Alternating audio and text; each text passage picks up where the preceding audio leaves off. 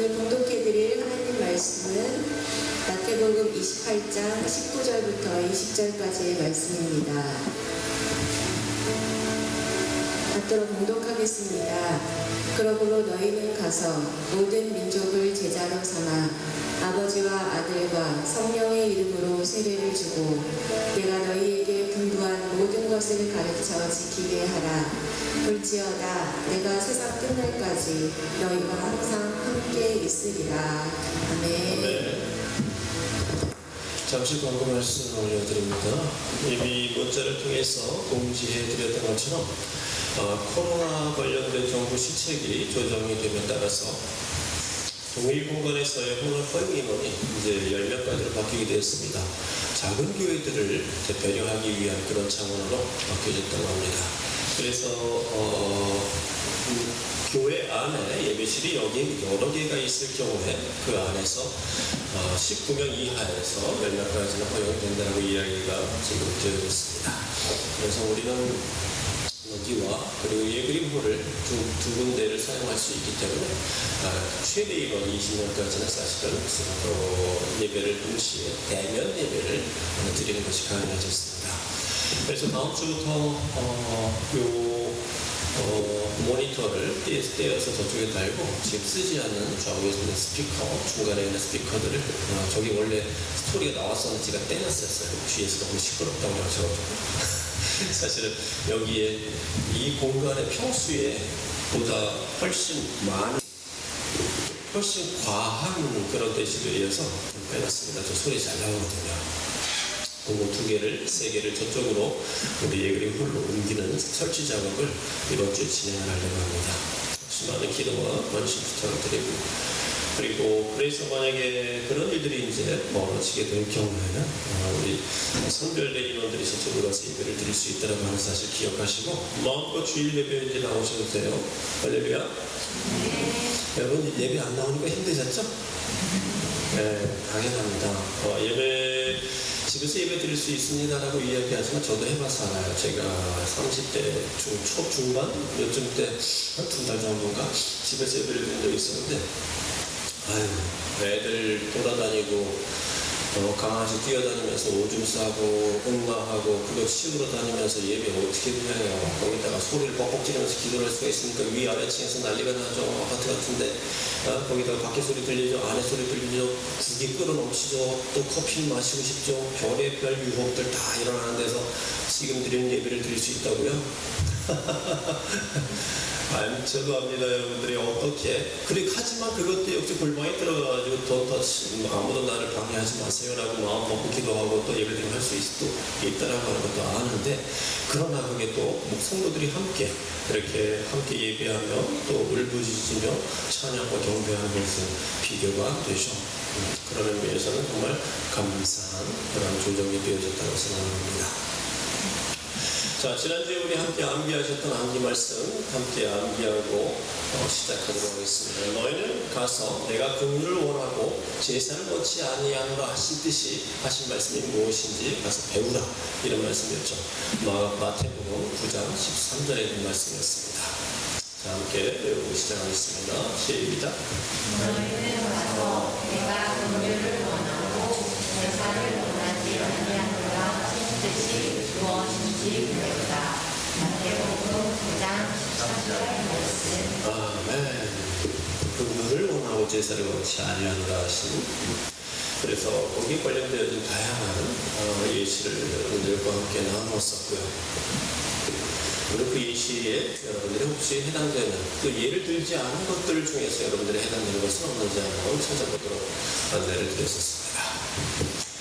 자, 오늘 말씀은 예수님께서 마지막에 승천하시기 전에 주신 말씀이고 우리가 너무나 잘 아는 그런 말씀이 되겠습니다.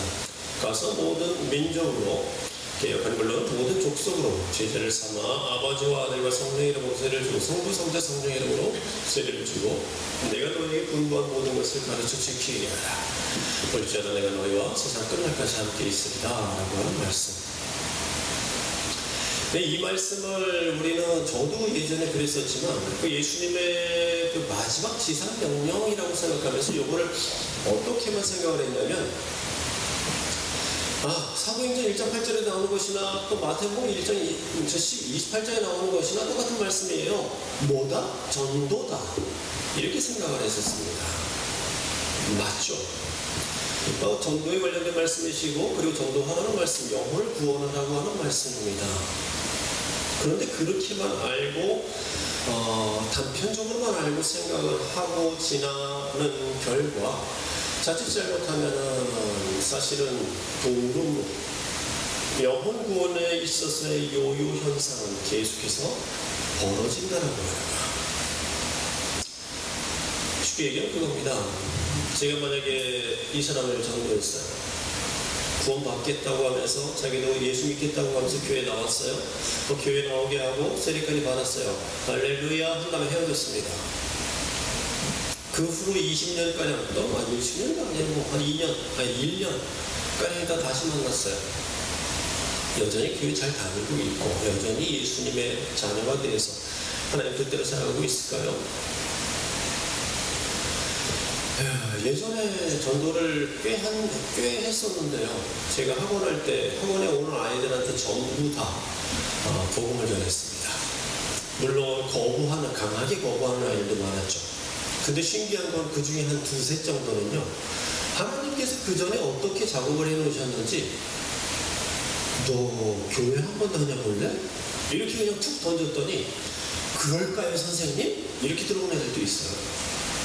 그 전에 하나님께서 작업을 해놓으셨다는 거죠. 때를 얻든지 못 얻든지 복음을 전하라고 하는 말씀은 그래서 정확하게 맞습니다.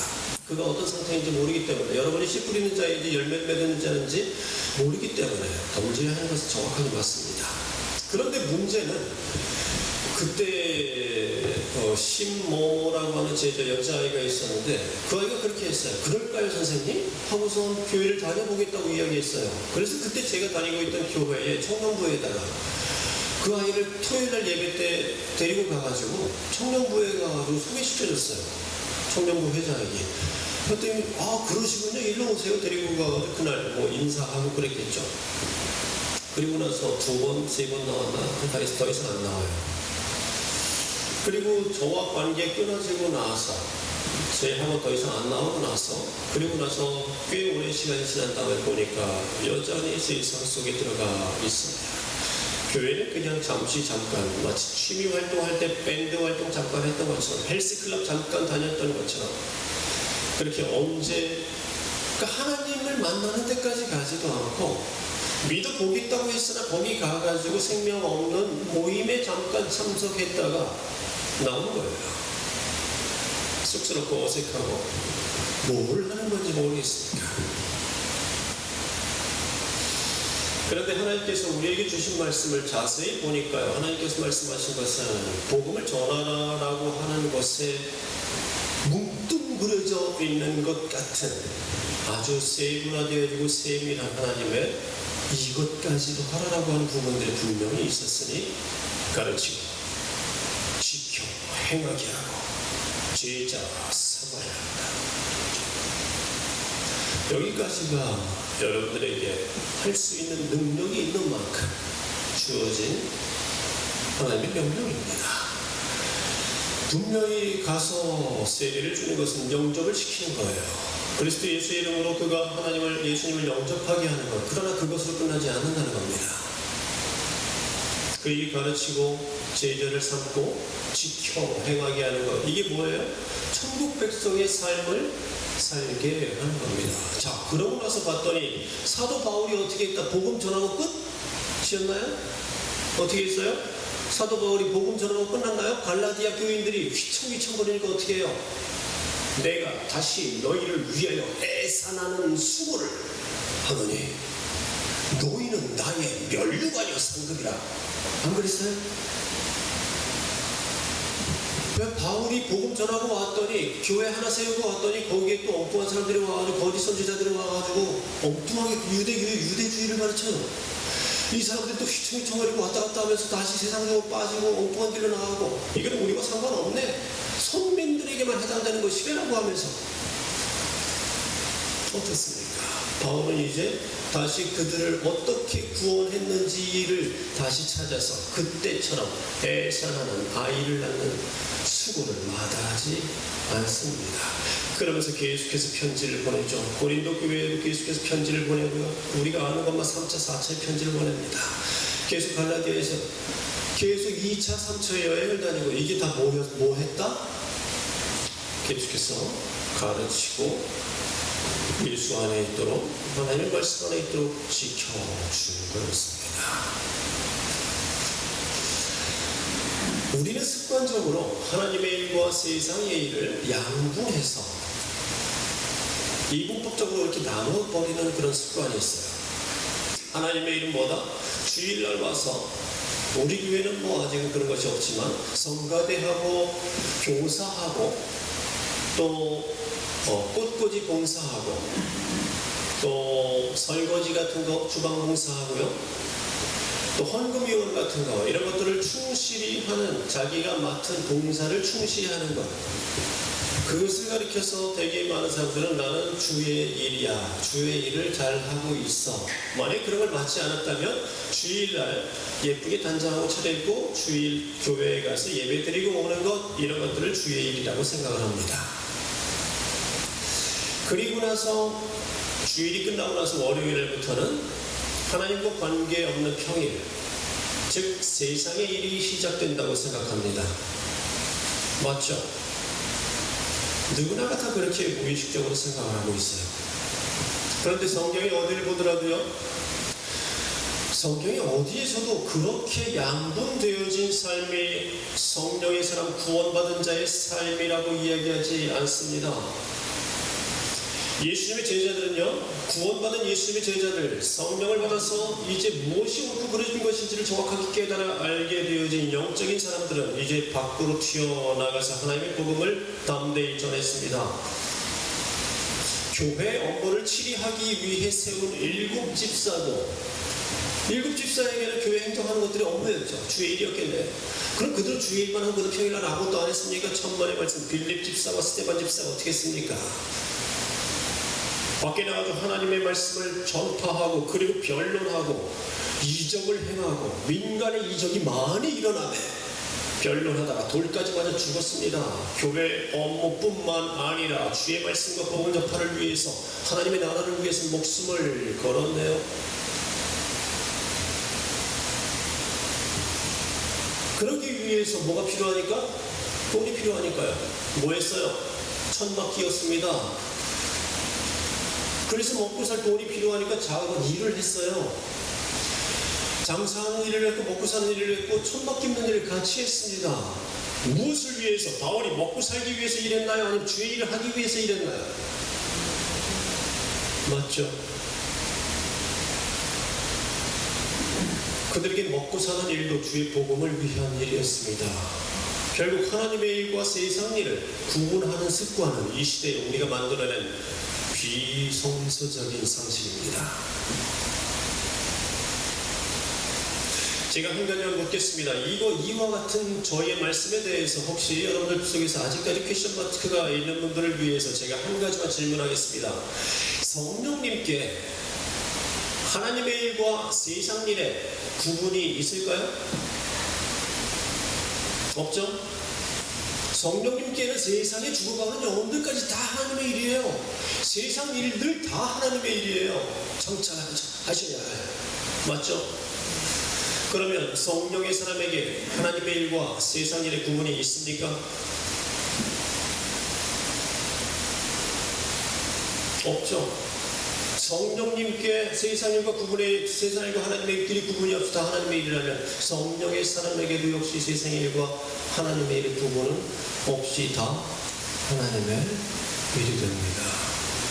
여러분 성령의 사람 아닙니까? 아멘이라고 하면서 항상 우리는 성령이 우리 안에 내면에 계셔서 천국 백성이 됐다는 우리는 확실하고 믿지 않습니까? 성령의 사람 맞아요. 그러면 성령의 사람인 여러분들도 그렇게 해야 하는 거 아닌가요? 근데 우리의 상식은 왜 세상 일과 하나님의 일을 구분시켜놓고 월요일날부터 이제 진탕 세상 일을 하고 토요일날이나 또는 연습 있거나 뭐 하거나 할 때 가서 주의 조금 하고 주일날은 주의 일한다고 하나님의 일한다고 생각하는 거예요. 여러분들의 삶은 구원받고 끝나는 것이 아닙니다. 여러분들의 삶의 목적은 구원받고 천국 가는 것으로 끝나는 것이 아닙니다. 우리는 축복받으려고 신앙생활하는 것이 아니고 천국 가기 위해서 신앙생활하는 것이 아닙니다. 너희는 먼저 그의 나라와 의를 구하라. 여기 영어를 보면 seek, 추구하라, first, 먼저, seek first and 이렇게 되어 있습니다. 명령된 형태로. 그리하면 이 모든 것이 너희의 것이 되리라. 이 모든 것이 뭐예요? 먹을 것과 입을 것과 뭐 주거 형태 살 것과 의식주에 관련된 모든 것들을 염려하지도 말라. 두려워하지도 말라. 너희 아버지께서는 이것들이 너희에게 있어야 할 줄을 아시느니라 라고 하시면서 한 번 더 말씀하세요. 자, 두렵게 있는 들꽃을 보라. 솔로몬의 옷들도 이거보다 아름답지 아니하는데 한낱 땔감으로 버려지는 들풀도 하나님께서 이렇게 예쁘게 입히시거든. 공중이라는 새를 보라. 야, 하나님 참 말씀 많이 하셨어요. 하나님께서 먹이시고 입히시거든. 하물며 너희 가보냐 이 믿음이 적은 자들아. 근데도 불구하고 수없이 많은 크리스찬들은 지금 굶어 죽어요. 그리고 죽기까지 해요. 왜? Seek first 안 하니까요.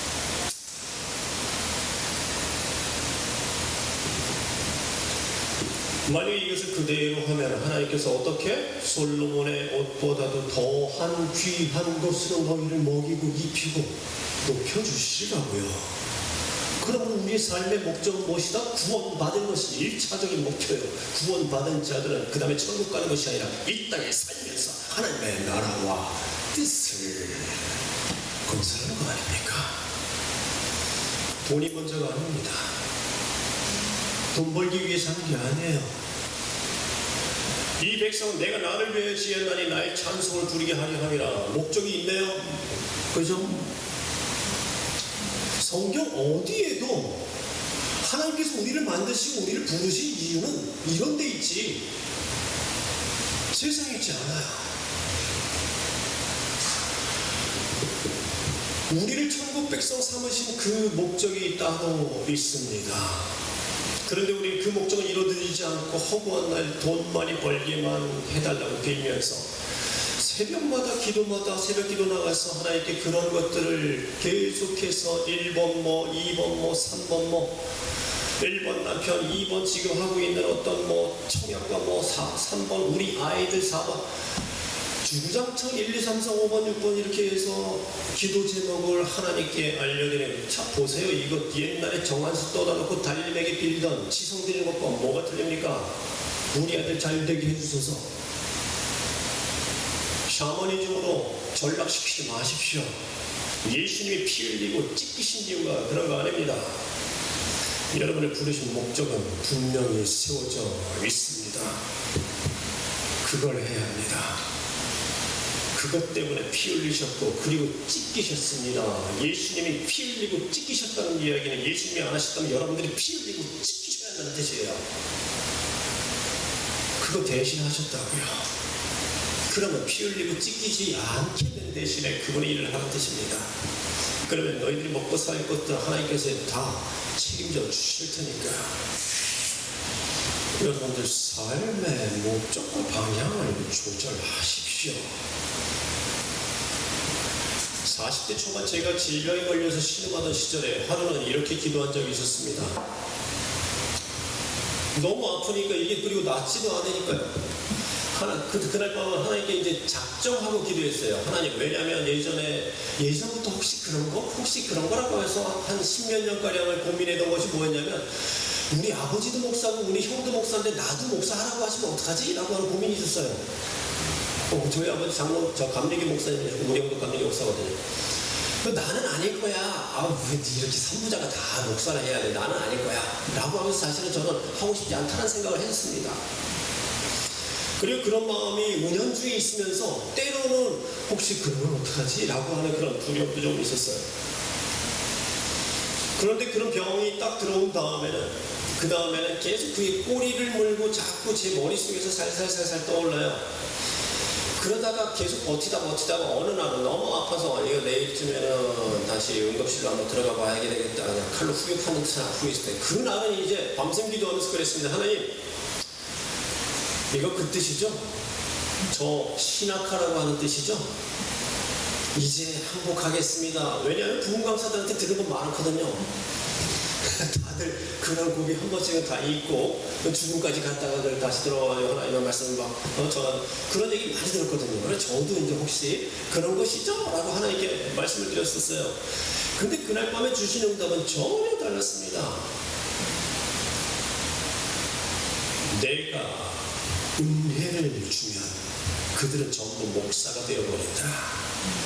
세상은 썩어 죽어가고 있기에 거기 썩고 있는 곳에 있는 한 사람을 내가 뜨겁게 해서 그를 은혜를 주었더니 그 썩어가는 곳을 살리라고 은혜를 주었더니 그는 거기서 빠져나가서 교회로 집거해버린다. 세상은 점점 더 죽어간다. 너는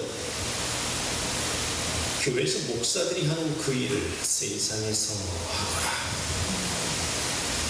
그날 밤 저에게 말씀 주셨던 것은 그거였습니다. 너는 세상에서 목사가 되거라. 내가 서 있는 그곳, 저는 배우들과 함께 공연을 하는 사람이었거든요. 극단을 2개를 갖고 있었고, 그리고 아카데미를 계속해서 운영하고 있었고, 그 공연 제작사를 하고 있었는데, 내가 서 있는 그곳이 얼마나 썩어 죽어가는지를, 얼마나 음란과 술 취함과 방탕함 속에서 1년에도 4, 5만 명 되는 사람들이 로테이션을 해가면서 대학로에서 차디찬 치야 음습한 공간에서 절망하고 신음하며 보이지 않는 자신의 미래를 때문에, 그리고 사람에게 받은 그 상처 때문에, 폭행 때문에, 폭언 때문에 자살을 꿈꾸며 죽어가는지 아느냐. 너는 그곳에서 목사 역할을 하라. 교회에서 목사가 하는 일을 너는 세상에서 하거라 였습니다. 자, 그럼 목사가 하는 일이 뭘까요? 설교하고 제자 훈련시키고 세례를 주고 실천하게 하고 이런 거죠. 제자 훈련시키고 세례 주고 가르침 설교하고 지키게 하라, 실천하게 하는 거. 이제 보니까 오늘 말씀이네요. 맞나요? 그죠? 예수님께서 우리에게 주신 말씀은, 우리에게 하라고 하신 말씀은 이런 거였어요. 그 다음에 저는 공연 제작사를 차리고 있던 저는 이제 이것을 실천하기 시작했습니다. 처음에는 오는 사람마다, 만나는 사람마다 학원할 때처럼 하나님을 전하고, 그리고 제 간증을, 하나님께서 어떻게 역사하셨는지들에 대해서 기록한 일기들을 참조해서 간증을 전했습니다. 근데 어떤 사람들은 되게 불편해해요. 어떤 제자 하나는 선생님 그만 좀 하셔요. 자꾸 그러시면 저 못 나올 것 같아요. 이런 얘기를 해요. 대놓고. 그런 얘기를 하는 애들은 참 저기가 있는 애들이죠. 다른 애들은 네네 그러고 그냥 가거든요. 어떤 아이들은 또 보고만으로 들어오기도 하고. 자, 그러다 보니까 이게 정면을 부딪히는 일들이 벌어지기도 하다 보니까 이제 제 마음속에서도 이제 방법과 전략이 필요하다는 생각이 듭니다.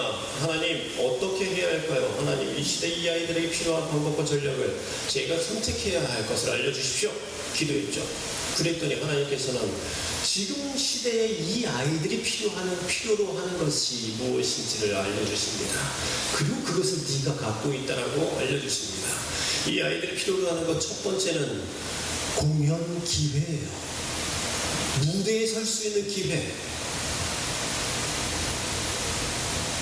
무대에 설 수만 있다면, 자기 프로필을 늘릴 수만 있다면 어떤 것도 마다하지 않을 그런 젊은 배우들의 현실입니다. 얘들은 항상 공연에 배우로 올라가고 싶은 그런 기회에 굶주려 있어요. 근데 오디션을 하면 30대 1, 300대 1이거든요. 항상 떨어져요.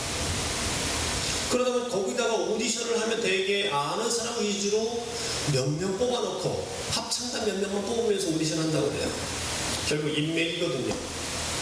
그러니까 그 인맥이 없는 사람들은 항상 공연 기회를 얻지도 못하고 첫 번째 무대 배우로서 입봉조차도 못하고 계속해서 죽어갑니다.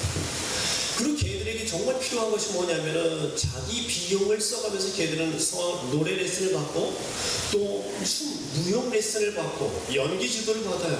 개인 지도를 받아요. 수십만 원 들어가면서 자기 실력이 좋아야지 쓰여질 수 있다고 하는 생각에 어마어마한 돈을 자기 알바를 해가면서 그거를 충당을 하고 밤에 밤잠 못 자고 새벽까지 알바하고 그리고 다음날 가가지고 그 돈 홀라당 바쳐가면서 개인 레슨을 받습니다. 근데 저는 그들에게 줄 수가 있네요.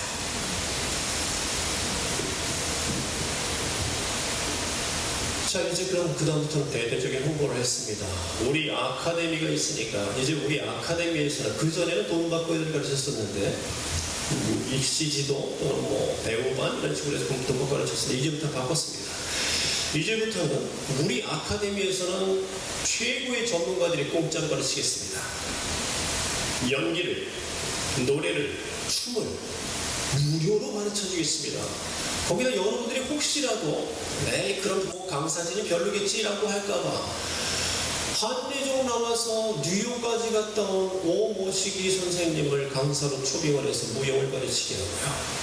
명성황후 주인공인 이모시기 선생님을 연기 지도하는 선생님으로 가르치게 하고요. 그리고 제가 서울대 성악과 나오고 그리고 단국대 연출하고 그리고 뮤지컬 음악 감독에다가 연출가 출신인 아카데미 대표인 도성민이 노래를 가르칩니다. 이렇게 홍보해요. 근데 그게 다 공짜예요. 노래, 월수, 연기, 화목, 댄스는, 춤은, 무용은, 수금 이런 식으로 해서 계속해서 여러분들의 일주일에 2회 이상의 수준 높은 클래스를 무료로 가르칩니다. 그리고 또 하나 6개월 후에는 자체 오디션을 통해서 여러분들 중에서 정식 뮤지컬, 우리 회사에서 일으키는 정식 뮤지컬 공연에 배우로 설 수 있는 기회를 제공합니다. 외부 배우 안 쓰겠습니다. 이렇게 해버렸어요. 자, 이건 획기적이죠. 시장 교란할 정도로 획기적이에요. 이런 데는 없어요. 근데 그렇게 했어요. 그랬더니 많은 아이들이 지원했죠. 뭐 이런 데가 있지, 뭐가 뒤가 또 뭔가 팔아먹는 거 아니야? 뭐 이런 식으로 하면서 긴가민가 하면서 왔습니다. 그래서 오리엔테이션 하는 그날에 많이 모여져 있는 아이들한테 이렇게 얘기했습니다. 여러분들에게 양질의 클래스를 제공하는 대신에 그리고 그 클래스가 끝나고 날 때마다 여러분들에게 또 약간의 검증을 통해서 검증하는 과정을 통해서 무대의 배우로 설 수 있는 기회를 주는 밤 대신에 이곳은 기독교 회사입니다. 연습할 때마다 기도로 시작할 겁니다. 그리고 매주 수요일 오후에는 성경 공부할 겁니다. 이 두 가지 요거 싫으면 떠나세요. 그랬더니 떠날까요? 안 가요. 그까지 눈 감고 있으면 되잖아. 그죠? 강요하는 것도 아닌데 안 떠나요. 이게 어떤 그래서 그 다음부터 연습실이 우리 지하에 있는 연습실이 막을 해요. 소리 지르고 연습하고 노래하고 춤추면서 처음에는 수요일만 되면 애들이 이제 멍하니 딴 데 쳐다보고 앉아있어요. 그런데 점점 믿는 아이들 중심으로 눈빛이 변하기 시작합니다. 나중에 우리 기도합시다라고 하면 통성기도하는 일이 다반사가 일어나고요. 그때 그리고 그 중에서 그때 가르쳤던 그 내용들은 나중에 2015년부터 이루어진 영성학교의 교환이 되었습니다. 생각해보세요. 영성학교 때 가르쳤던 그 내용들을 그 전에 아이들에게 벌써 가르쳤던 거예요. 파괴력이 굉장하거든요. 아이들끼리 팀이 조직되어져요. 서로 기도하고 중보하기 시작하고 기도 제목 나누기 시작하고 힘든 일이 있을 때만 예전에는 공연 홍보 같은 게 있어 공부 같은 것이 나면 자기 혼자 거기 들어가서 했었는데 이제 친구들끼리 나눠서 우리 같이 가가지고 오디션 한번 보자라고 나누기 시작하는 넓은 마음을 갖기 시작하고요. 아이들이 힘든 일이 있을 때마다 서로 중보합니다. 제자스 맞습니다. 영적 파괴하였고 그리고 가르쳤고요. 그리고 그 신앙을 지켜가게 했습니다. 거기 교회가 된 거네요. 저는 배우들을 대상으로 교회를 했던 겁니다. 하라고 하시는 그대로. 그 비용은요? 비용 많이 나왔죠. 강사비 줘야 돼요. 공연 제작하는데 제작 비용 나가야 돼요. 그 모두 다 자비량으로 헌신했어요. 저희 회사에서 제가 다녔습니다. 선생님들 나중에 알고 나서 되게 미안해 하더라고요. 이렇게 하셔서 어떡해요? 한 번도 안 받으신다면서요? 라고 하면서. 자, 근데 생각해 보세요. 그렇게 자비량을 헌신했더니, 그랬더니 제 회사가 망했을까요? 더 흥했을까요? 그리하면 이 모든 것을 너희에게 더하시리라. 이거 장난 아니에요. 저는 지금 여러분들이 하나님의 일도 하고, 그리고 세상에서 더 크게 성공할 수 있는 방법을, 비결을, 노하우를, 경험을 나눠드리고 있는 겁니다. 게다가 하늘에서 큰 상급까지. 이게 하나님께서 여러분들을 불러 모으신, 먼저 구원시키신 그 일입니다. 여러분 중에 분명히 어떤 분은 목사님께서 하신 그 방법은 저의 경우에는 대상도 틀리고 나이들도 틀리고 이러이런 현실적인 이유로 맞지 않습니다라고 할 사람이 있을 겁니다. 뜨끔하죠? 그렇게 말할 수 있는 사람이 있을지도 모르지만, 그러나 착각하지 마십시오. 저는 지금 방법을 전하는 것이 아니라 하나님의 명령을 전하는 겁니다. 여러분에게 필요한 전략과 방법은 하나님께 있습니다. 그 마음을 갖고 있었던 저에게 하나님께서 알려주셨던 것을 간직한 겁니다. 그럼 이제 여러분은 방법을 차용하지 마시고 제가 알려드린 이 정체의 과정을 차용하십시오. 그걸 하려는 마음만 갖는다면 방법은 하나님께서 아이디어는 주신다. 그런 마음조차 없었기에 안 주신 거 아닙니까? 당연하죠. 주의 일과 세상 일을 구분하고 있는데 무슨 방법을 줘요? 평일날에 세상이라고 생각하면서 아무 생각하지 않는데, 그걸 주의 일로 생각해 본 적이 없는 사람에게 어떤 아이디어를 주실까요? 심판대 앞에서 분명히 하나님께서는 이렇게 우리에게 물으실 겁니다. 내가 너를 그 회사에 보낸 것은, 내가 너에게 그 자영업체를 준 것은 돈 벌어먹기 위함이 아닌 것을 몰랐느냐? 먼저 나의 나라와 의의를 구하면 나머지 것들은 내가 준다고 하지 않았느냐? 그 분야에서 죽어가는 불쌍한 영혼들이 내 속에 있는 빛을 보고 모여들어 함께 구원받게 하기 위해 너를 그 회사에 보냈건만, 오직 너는 돈 버는 데만 몰두하나 시도조차 하지 않았다. 그 결과 그곳은 빛을 잃고 죽어갔다. 나라와 뜻을 추구하면 내가 친히 너희를 먹이겠다고 약속했건만 스스로를 먹이기에 급급하기에 세상은 죽어가며 너희는 너희대로 식어가는 것이 아니냐. 사역이 곧 양식임을 잊지 마라. 여러분이 승리한 그 신선한 아이디어, 여러분들의 그 업종에서, 여러분들이 그 현실에서 승리해냈던 그 아름다운 열매를 맺었던 그 신선한 아이디어, 하나님께서 주신 그 아름다운 방법을 이곳에 나와 서로 나눠주세요. 서로 배우고 서로 격려하고 서로 축하하며 다시 뜨겁게 격동받아 교회는 식을 줄 모르는 거 아닙니까? 그렇게 교회는 계속해서 타오르는 것 아닙니까? 왜 이제까지 주일날은 뜨거워졌다가 평일날만 되면 식어서 다시 6일 후에 다시 찾아오는지 아시겠습니까? 교회는 그러한 여러분을 지원하고 관리하는 사령부입니다. 그런 여러분들을 위해서 팀을 조직하며, 왜? 같은 종류의 업종에 있는 사람들이 있잖아요.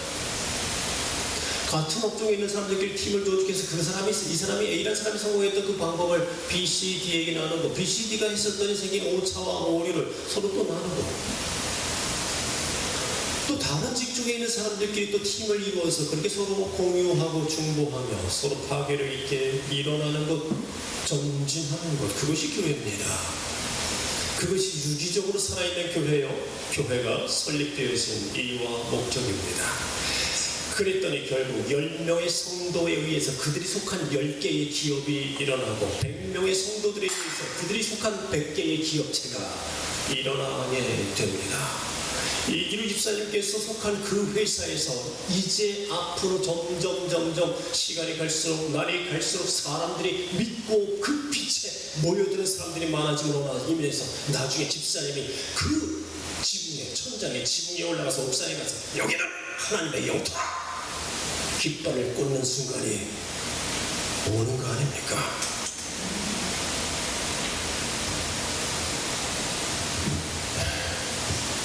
교회는 목사들이 돈 벌기 위한 곳이 아니고 주일날 와서 설거지 한 번 하고 종교활동 다 했다고 위로받는 것이 아닙니다. 나 혼자 세상을 바꾸는 것보다는 많은 사람들에게 이 사실을 알리고 외쳐서 더 많은 사람들이 그렇게 제가 했던 것과 같이 세상을 살리게 하시기 위해 하나님께서는 저를 목사로 부르셨습니다. 놀랍죠. 40살 초반에는 하나님께서 아니 너 세상에서 목사해 신학하지 마라고 하시던 하나님께서 50살에는 아니 너 이제 목사해 하십니다. 유익하니까요. 그게 하나님의 뜻이었으니까요. 그것을 경험하게 하셔야 했으니까요. 만약에 여러분들이 이제껏 다른 많은 설교와 말씀에도 실천하지 않았다면 이번만은 제발 실천에 참여하십시오. 그냥 듣고 지나간 수없이 많은 설교 중에 하나로 이번에도 흘려버리지 마십시오. 잘 생각해보세요. 지금 제가 하는 이야기가 도성민이 지어낸 이야기, 도성민이 오늘 가서 이거 이야기해야지라고 했던 말씀 같습니까? 원래 다른 말씀 전하려고 하는 생각을 했어요. 목요일날 그거 타이핑하려고 준비하고 있었는데 그날 그때 갑자기도 생각지도 못한 말씀으로 저를 감동시키시고 저절로 손이 움직여서 타이핑을 하게 하시고 뜨겁게 불을 짓게 하시는 겁니다. 여러분 먼저 그들을 구원해고야 말겠다라고 하는 의지를 생각을 세워놓으십시오. 그러면 방법을 주십니다. 그렇게 주신 신선한 아이디어로 거룩한 전략을 세우십시오. 놀랍지 않습니까? 배우들에게 필요한 것이 뭔지를 내가 어떻게 알았어요? 근데 그걸 제가 갖고 있다는 사실 제가 어떻게 알아요? 하나님께서는 그걸 다 보이게 하시니까요. 그럼 이제 네 친구들에게 어떻게 다가가야 할지도 하나님께서는 알려주신다는 겁니다. 우리 서양가 친구 4명 있는데 이 아이들을 전도하려고 지금 기도하고 있거든요. 그 아이디어 하나님께서 주시거든요. 그렇게 제자 삼고 가르치고 지키게 하고 그러다 보니까 불과 몇 개월 안 지나서 직장에 내가 관리하는 영혼이 생기는 겁니다. 걔가 만나면 자꾸 걔가 그런 것들을 묻고 나는 자꾸 그런 것들을 알려주고 걔는 쏙쏙쏙 맛있게 받아먹고 두 사람이 생기고 두 사람이 이제 세 사람이 되면 신호회가 조직되는 거 아닙니까? 여러분 절대 영접시키는 것으로 끝나지 마세요. 그건 세례를 주고 하나예요. 영접시키는 것으로 끝나지 마세요. 만약에 영접시켜서 그가 교회에 갔다 할지라도 그 다음에 계속해서 책임감을 가지시고 한 번씩 접근해서 확인해 보셔야 합니다. 왜? 마귀들은 끝까지 포기하지 않아요. 여러분들이 만약에 그들을 영접시켰다 할지라도 마귀들은 끝까지 다가와서 그들을 죄와 타락으로 미움과 원수 맺음으로 육신의 정욕과 안목의 정욕과 이생의 자랑으로 그리고 자기 파괴와 자살 충동으로 끝까지 그들을 타락시켜 버립니다. 근데 지켜주는 사람이 없다면요. 이렇게 얘기할지 모르죠. 그들을 다니는 교회가 해줄 거 아닌가요? 할렐루야. 그렇게만 해준다면 정말 좋겠죠. 근데 여러분들이 교회 생활 해보니까 그렇습니까? 그렇습니까? 그렇게 해주던가요? 이 시대에 이 나라에 이 도시에 제대로 하나님의 뜻대로 서 있어서 영적인 것을 통찰하며 마귀들로부터 사람들을 지키고 끝까지 보호하며 가르치고 지키기 위해서 지금까지 눈물로 콧물로 하나님 앞에 나오게 하는 그런 뜨거운 교회가 몇 개나 되는지 아십니까? 그것을 위해서 밤마다 토요일 밤마다 밤새 기도하면서 눈물을 흘리면서 탄식하는 목사님이 많이 계신 줄 아십니까?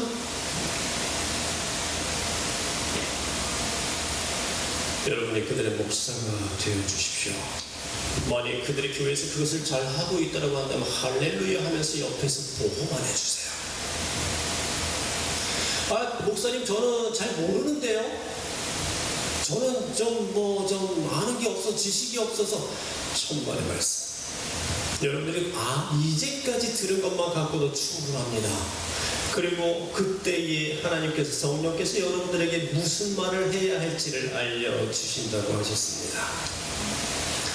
영접하기만 하고 아무것도 가르치지 않으면 제 제자처럼 몇 년 안에 배교자 됩니다. 최후 승리를 얻을 때까지 책임지고 할 수 있는 한 가르치고 지키게 하십시오. 그래야 여러분의 면류관이 남아요. 그가 생명체 그대로 남아있어야 여러분들의 면류관이 남아요. 이미 영성학교를 통과했지 않습니까, 여러분들은? 이미 영성학교에서 배운 6개월 동안 배운 그 지식들만 하더라도, 여러분들이 아는 지식들만 하더라도 사실 남을 가르치고도 남아요. 어떤 논쟁도 이겨낼 만큼 되지 않았습니까? 그렇다면 그것들 그냥 다가가기만 해도 그 안에 있는 것들 중에 하나 하나님께서 알려주세요. 꺼내주세요. 이거 얘기하라고.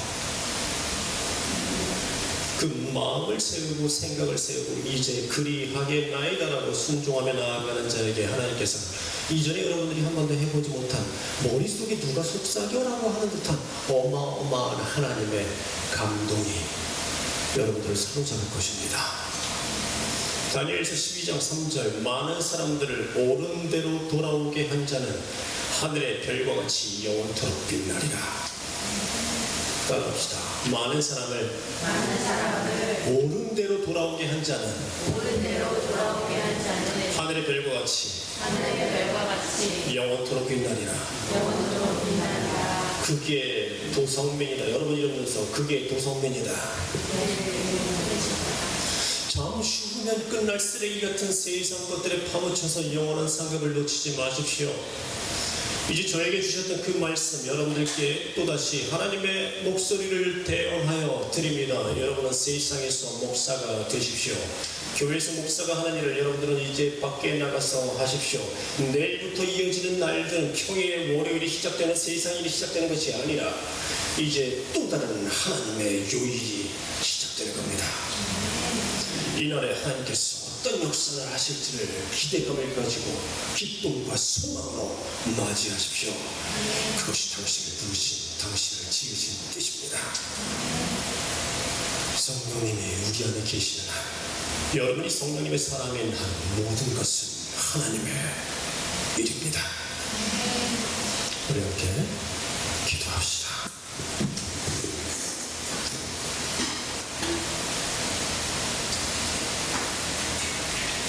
이제까지 그와 같은 삶을 살지 못했었던 우리 자신에 대해서 하나님 앞에 또 내려놓으며 나아가는 시간이 또 회개하며 고백하는 시간이 또 필요할 것 같습니다. 이제까지 내가 외면했었고 그리고 방관하고 포기했었던 그 모든 영혼들을 이제 다시 하나님 앞에 세우며 그들을 다시 구원에 이르도록 관리하고 가르치고 제자 삼고 지키게 할 수 있는 지혜와 명철을 주시옵소서. 그들을 다시 세상 가운데 일으키고 나갈 수 있는 의지와 생각을, 결단과 헌신을 제 마음 가운데 주시옵소서. 하나님, 그래서 이제 내일부터 시작되어지는 나의 삶은 세상 일이 아니라 오직 온전한 하나님의 삶으로, 하나님의 일로서 이제 일주일을 평일까지도 살아갈 수 있도록 역사하여 주시옵소서. 우리 함께 통성으로 기도하겠습니다.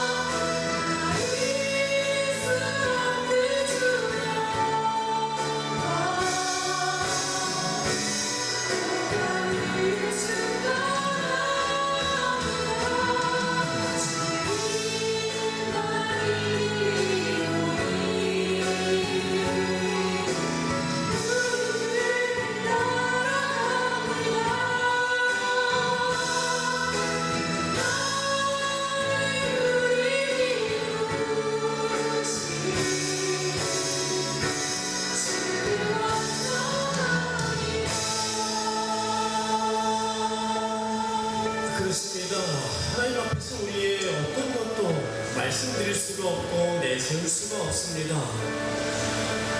특히 지난 한 주간 여러분들 향해서 중보하면서 제 마음속에서는 정말 말로 표현할 수 없을 만큼의 거대한 압박감과 그리고 돌덩이 같은 무거움이 있었습니다. 그리고 제가 할 수 없는, 어찌할 수 없는 그 무게감에 항복하고 말았습니다. 그리고 눈물 콧물로 하나님 앞에 도와달라고 요청을 했었습니다. 잠은 한숨도 자지 못하면서 그 부분을 내려놓고 하나님 앞에 드리고 그리고 기도해 갈 때에 하나님께서는 오히려 저 자신을 비우게 하시면서 내가 하마라고 말씀하시는 부분을 말씀하십니다.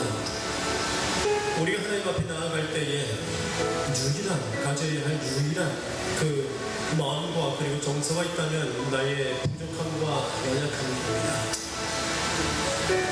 여러분, 제발 어떤 일이 있다 할지라도 완고하지 마십시오. 어떤 일이 있다 할지라도 강팍하지 마십시오. 은혜가 못 들어옵니다. 깨우침이 못 들어옵니다.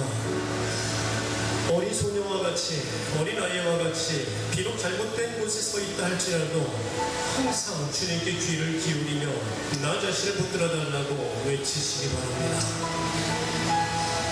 그때 은혜가 들어옵니다. 사람을 죽이는 악한 죄를 지었다 할지라도 그는 다시 돌이킬 수 있는 가능성이 있습니다. 그러나 완고하고 강팍한 자에게는 바리새인의 길밖에 없습니다. 그들이 오히려 듣고 돌이켜 구원받을까 두려워함이라고 하는 무시무시한 결과뿐입니다. 연약한 자신을 내려놓고 인정하면서 주님만이 길이오니 내가 그 길 따라가겠나이다. 그날이 어떤 날이고 무엇이 될지는 모르겠지만 결국 나를 다시 세우고 이르실 그날을 기대하며 나아가겠나이다. 동일한 마음으로 우리 찬양하며 다시 나아갑시다. 주여, 우리 연약합니다.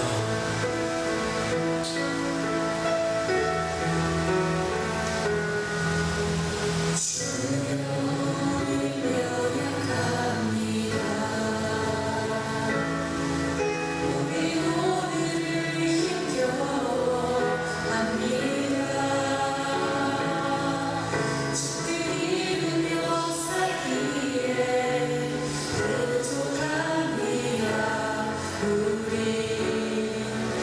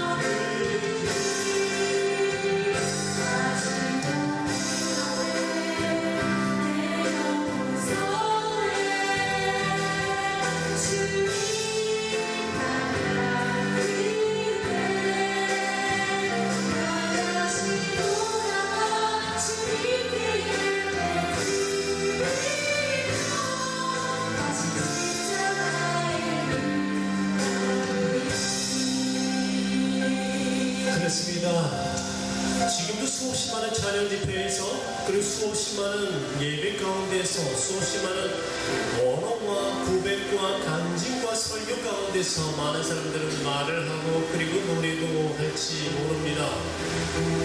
그러나 정작 그 길 안 가요. 정작 그 길 가진 않습니다.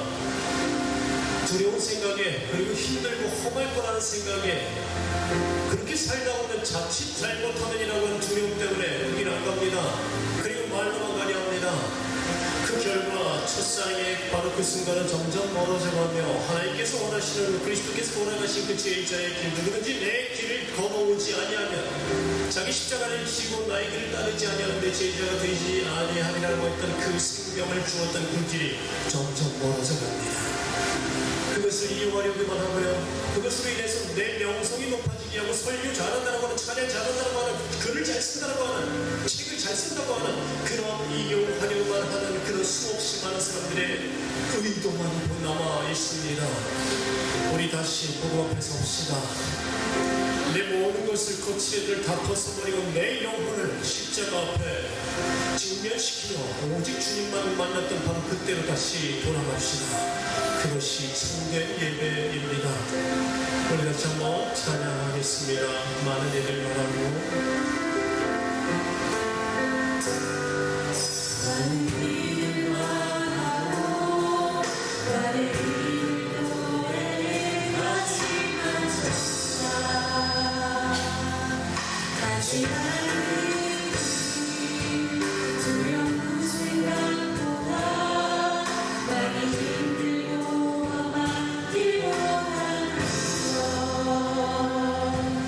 I know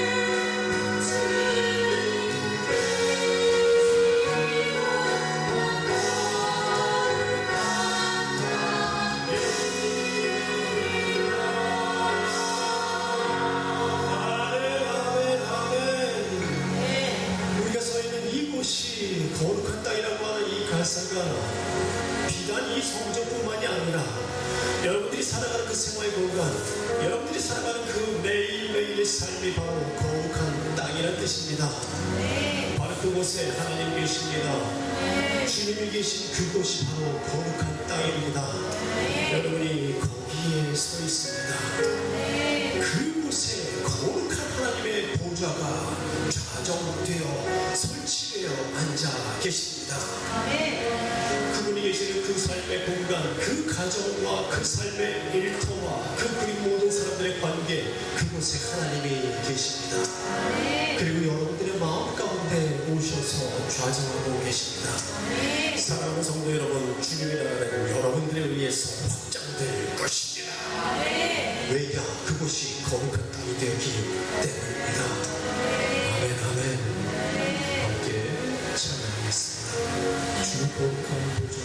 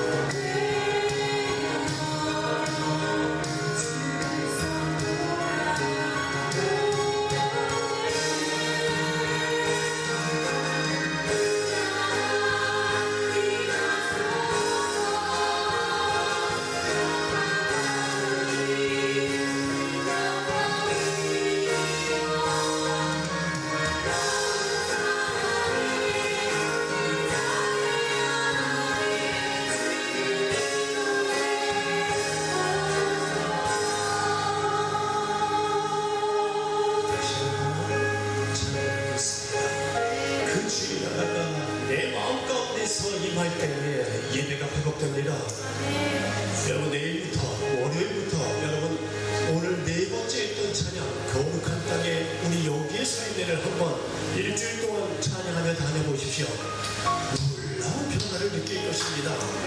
그곳에서 예배가 회복됩니다. 기적이 일어납니다. 우리가 모시는 하나님은 전지전능하십니다. 할렐루야. 하나님의 나라가 우리 가운데 임하소서. 아멘.